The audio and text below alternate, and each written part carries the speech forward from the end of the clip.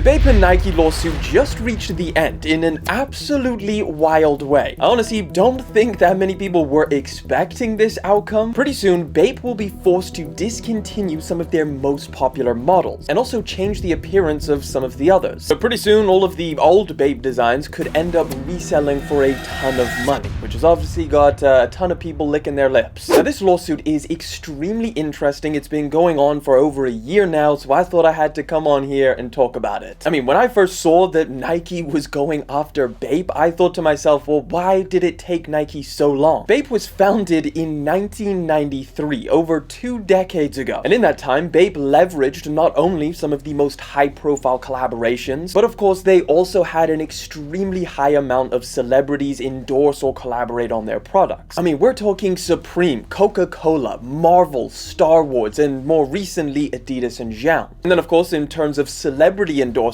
Pharrell Williams, Kid Cudi, Lil Wayne, Travis Scott, Drake, and I don't even need to tell you guys about the Kanye collab. Those ones probably have like some of the most rich history when it comes to BAPE sneakers. All of this was a huge strategy that really made BAPE what it is today. Now, personally, I was never really into BAPE, never owned any of their products either. Like when it comes to my choices of what sneakers I purchase, or clothing for that matter, it always comes down to practicality, price, and design. And I choose all of that over what I believe BAPE is offering, which is hype, luxury, and exclusivity. And I think those are really the main selling points when it comes to a BAPE pair of sneakers. Because I mean, you can go into Nike and grab a $100 pair of Air Force Ones, or you could go into BAPE and pick up a pair of shoes for triple the price that is also so identical Nike sued them for them. So in my mind, you're not buying the BAPEster sneaker because it's objectively 3 times better of a shoe than what Nike is offering with the Air Force One. You're buying the BAPE shoes because of the hype, exclusivity, and of course all of the celebrities that come along with it. I mean, you're not buying the celebrities, let's be clear on that. Either way, all of this is exactly why it took Nike 20 years to actually file the lawsuit against BAPE. According to Nike in the lawsuit, they said that Nike delayed legal action because BAPE sales in the US were initially insignificant. So that kind of speaks to the scarcity factor that BAPE was really playing into when producing all of these sneakers. And I mean, during these 20 years of BAPE's existence, there was a ton of people that were kind of asking questions like, why isn't Nike suing BAPE? I mean, it's practically what Nike is known for. Nike hits brands with lawsuits more than any other company I have ever seen. Now, of course, you have the massive ones like Nike versus Adidas, Nike versus Lululemon, Skechers, Puma, the list goes on. But then there's the lawsuits that are a lot more similar to what we're seeing right now with BAPE, except most of these other lawsuits were a lot smaller than what BAPE is. So of course, we had Nike versus Mischief and Lil Nas X with the Satan shoe that just caused so much customer confusion and led a lot of people to believe that this was a Nike collaboration, which led to outrage, so Nike had to do something. Then you've got Nike versus John Geiger, another brand copying the Air Force One. Nike versus Warren Lotus, who copied the Dunks. And the most recent of all of them is Nike versus Omi and a Hellcat, who now has to pay Nike $8 million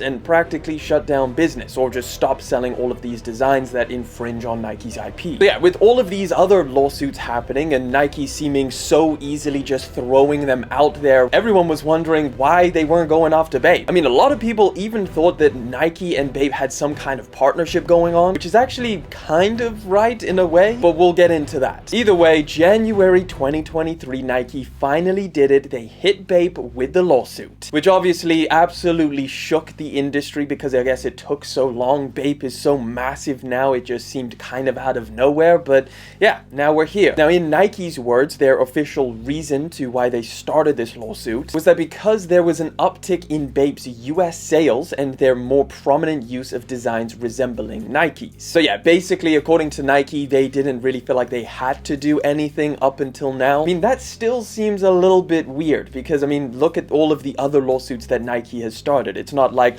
Omi and a Hellcat is shifting freaking Adidas numbers, or Lil Nas X with the limited to 666 pairs sneaker. I mean, fair play to BAPE, they really did try and fight this lawsuit for the year that it was ongoing for. But one of the most interesting things that came out of this lawsuit, which may kind of somewhat put some puzzle pieces together, it basically came out that Nike had initially proposed a licensing deal with BAPE back in 2009. I mean, imagine that, a world where we have like official Nike BAPE products. But But BAPE turned them down, which I wonder if they are regretting now. So here's the current situation for BAPE. They have 5 sneakers which they have to do something about. 3 of them are going to be discontinued, and the other 2 have to be modified as to not infringe on Nike's IP. So the 3 sneakers that they have to completely discontinue is the first one, the BAPE Courtster High. These obviously look a lot like the Jordan 1. Then you've got the BAPEster Mid. They have to stop selling those. Obviously, they resemble the Nike Air Force 1 Mid. And then finally, the Courtster Low, which obviously the Jordan 1 Low. Interestingly enough, the 2 shoes that they only have to modify are probably 2 of the most popular ones, which of course is the Skatester and the iconic BAPEster. Now, obviously, this news only kind of just broke, so we can only really just imagine how these shoes are going to be modified and what they'll look like. But I think it's pretty safe to assume that they're going to look very different. And I'm also not entirely sure when this goes into effect, because at the time of recording, you can still head over to BAPE's website where they have most of these models still available on there. So maybe there's a grace period where BAPE is actually allowed to sell off the remaining inventory that they have of all of these products. But obviously, the fact that BAPE has to modify and discontinue these products has got a lot of people talking about what's going to happen to some of the original stuff. And a lot of people are expecting these original ones, you know, some of the collaborations or just the plain old versions will start reselling for a ton of money, and that price will shoot up. I mean, I can definitely see that happening, especially over time. I mean, BAPE isn't just some niche brand like we saw with like Warren Lotus or John Geiger. BAPE is so iconic and so well known in the streetwear sneaker scene. Like, this settlement will be a talking point for years to come. Love them or hate them, BAPE was able to position themselves in a really incredible place in the sneaker industry. They leveraged all of the right things to build a successful brand. And in my mind, they really started the category for knockoff products. I mean, this is, I guess you could call it a category that really was defined by BAPE and became super popular. It's basically the category that people make the distinction between a knockoff pair of shoes versus a fake pair of shoes. Both of these shoes are leveraging another brand's IP, but one is slightly altered in a more creative way. So it's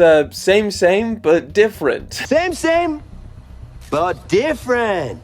But still same. I mean, BAPE paved the way for brands like John Geiger or Warren Lotus or Omi and a Hellcat for that matter. But Nike is just done playing around. They are now really taking all of this stuff super seriously. And it's not even just about the brands making knockoffs and slightly modifying their designs, but they're also going after the fake sneaker or replica market in a pretty massive way. I mean, they recently hit the YouTuber Cdaz with a lawsuit because he was making YouTube videos promoting Panda Buy and selling fake sneakers and stuff like that. I made a whole video on it. And speaking of Panda Buy, probably the biggest platform to buy sneakers on the planet. I'm sure Nike has a big part of what's going on with them right now, which is basically that they have been raided by police and probably won't be doing business anymore. I mean, Panda Buy's operation was actually insane. Police just recently seized over 200,000 fake sneakers, and 20 football stadiums worth of fake goods warehouses were also sieged. So yeah, Nike, they're no longer playing around. They're taking all of this stuff seriously, whether it's knockoffs, whether it's fake sneakers, it's all the same to them apparently. And I think it's going to be pretty interesting what happens from here on out, because this isn't something that everybody is unanimously happy about. Some people really stand behind BAPE and what they represent and really stand behind the knockoff category and it being a completely different thing to a fake replica sneaker. And of course, there's other people who view both of these categories exactly the same. But I really need to know what you guys think. Let me know down in the comment section, and if you want to know more about the dark side of the sneaker industry, click that video over there.